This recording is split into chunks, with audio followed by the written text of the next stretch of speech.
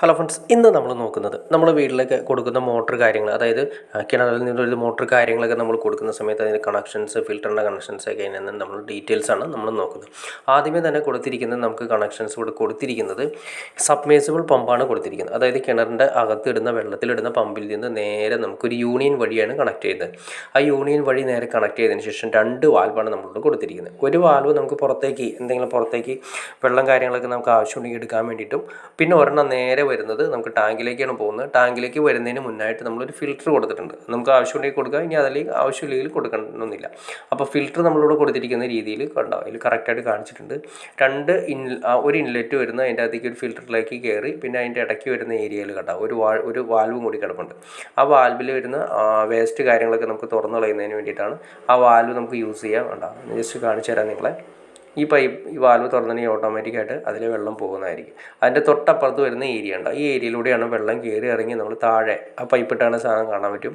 ആ പൈപ്പിലൂടെ നേരെയാണ് നമ്മുടെ ടാങ്കിലേക്ക്, അതായത് വാർഡിൻ്റെ മുകളിലിരിക്കുന്ന ടാങ്കിലേക്ക് അതിലൂടെയാണ് നമുക്ക് പോകുന്നത്. അതിൻ്റെ മുകളിൽ കാണുന്നൊരു ക്യാപ്പ് ഉണ്ടോ, ഇത് അഴിച്ച് ഇടയ്ക്കൊന്ന് ക്ലീൻ ചെയ്യണമെന്ന് കറക്റ്റായിട്ട് ആ ഫിൽറ്ററിൽ കറക്റ്റായിട്ട് പറയുന്നുണ്ട്.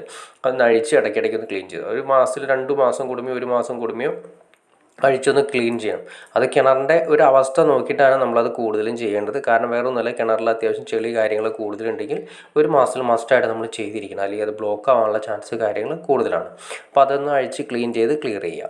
പിന്നെ അതുപോലെ തന്നെ നമുക്ക് ഈ സെക്ഷൻ കണ്ടോ, ഈ സെക്ഷൻ നമ്മൾ എടുത്തിരിക്കുന്ന ഒരു ടീട്ട് നമ്മളെടുത്തു പുറത്തേക്ക് ഇപ്പോൾ ആ വാൽവ് ക്ലോസ് ചെയ്യുക. അതായത് നേരെ മുകളിലേക്ക് പോകുന്ന വാൽവ് ക്ലോസ് ചെയ്തിട്ട് നമുക്ക് ഈ വാൽവ് ഓപ്പൺ ചെയ്ത് കഴിഞ്ഞാൽ പുറത്തേക്ക് വെള്ളം കാര്യങ്ങൾ എടുക്കുന്നതിന് വേണ്ടിയിട്ടാണ് കൊടുത്തിരിക്കുന്നത്.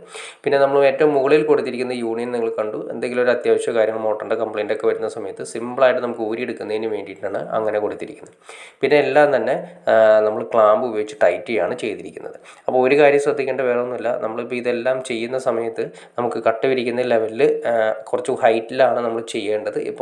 കാരണം നമുക്ക് ഫിൽറ്റർ കാര്യങ്ങളൊക്കെ ഇടയ്ക്ക് അഴിക്കേണ്ടതായിട്ട് വരും. അപ്പോൾ ആ ഫിൽറ്റർ, അതുപോലെ തന്നെ വാൽവുകൾ കാര്യങ്ങൾ, പിന്നെ ഇതിൽ മെയിൻ്റനൻസ് കാര്യങ്ങളൊക്കെ വരുന്ന സമയത്ത് നമുക്ക് കുറച്ച് ഹൈറ്റിലാണ് നമുക്ക്, അതായത് കട്ടയ കാര്യങ്ങളൊക്കെ വിരിച്ചതിന് ശേഷം കുറച്ച് ഹൈറ്റിൽ ചെയ്യുകയാണെങ്കിൽ നമുക്ക് മെയിൻ്റനൻസ് കാര്യങ്ങളൊക്കെ കുറച്ചുകൂടി സിമ്പിളായിട്ട് നമുക്ക് ചെയ്യാൻ സാധിക്കും. അപ്പോൾ നമ്മളിത് കൊടുത്തിരിക്കുന്ന സബ്മേഴ്സിബിൾ പമ്പ് ആണെങ്കിൽ കൂടി നമുക്ക് സാധാരണ മോട്ടറിൽ വേണമെങ്കിലും കണക്ട് ചെയ്യാം, ബോർവെല്ല് കാര്യങ്ങളൊക്കെ മോട്ടർ കാര്യങ്ങളും കണക്ട് ചെയ്യാം.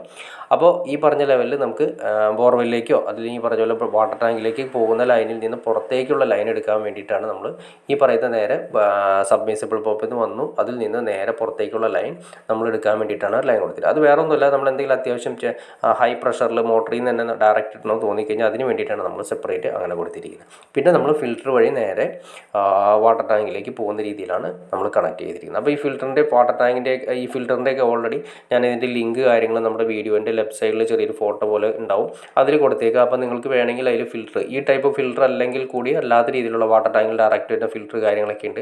അത് നിങ്ങൾക്ക് വേണമെങ്കിൽ ഓൺലൈനിൽ വേണമെങ്കിൽ പർച്ചേസ് ചെയ്യാം. അപ്പോൾ അതിൻ്റെ ലിങ്ക് ഞാൻ ജസ്റ്റ് വീഡിയോയുടെ ലെഫ്റ്റ് സൈഡ് വീഡിയോയിൽ തന്നെ, അതായത് സ്ക്രീനിൽ തന്നെ ലെഫ്റ്റ് സൈഡിൽ നിങ്ങൾക്ക് കാണാൻ സാധിക്കും, അവിടെ കൊടുത്തിരിക്കുക. അപ്പോൾ നിങ്ങൾക്ക് വേണമെങ്കിൽ കയറി നോക്കാവുന്നതാണ്. അപ്പോൾ ഓക്കെ ഫ്രണ്ട്സ്, വീഡിയോ ഇഷ്ടപ്പെടുത്തി തീർച്ചയായിട്ടും ലൈക്ക് ചെയ്യുക, ഷെയർ ചെയ്യുക, ചാനൽ ഒന്ന് സബ്സ്ക്രൈബ് ചെയ്തേക്കുക. എന്നാൽ മാത്രമേ നമ്മുടെ പുതിയ വീഡിയോസ് നിങ്ങൾക്ക് പെട്ടെന്ന് കിട്ടുള്ളൂ. അതുകൂടാതെ തന്നെ ഇതുപോലുള്ള ഇൻഫർമേറ്റീവ് വീഡിയോസ് ചെയ്യാനുള്ള ഒരു മോട്ടിവേഷൻ നമുക്ക് ലഭിക്കുള്ളൂ. അപ്പോൾ തീർച്ചയായിട്ടും ചാനൽ സബ്സ്ക്രൈബ് ചെയ്തേക്കുക, ലൈക്കും കൂടി ചെയ്തേക്കുക, ഷെയറും കൂടി ചെയ്തേക്കുക. ഓക്കെ ഫ്രണ്ട്സ്, അടുത്ത വീഡിയോയിൽ കാണുന്നവരെ ഓക്കെ.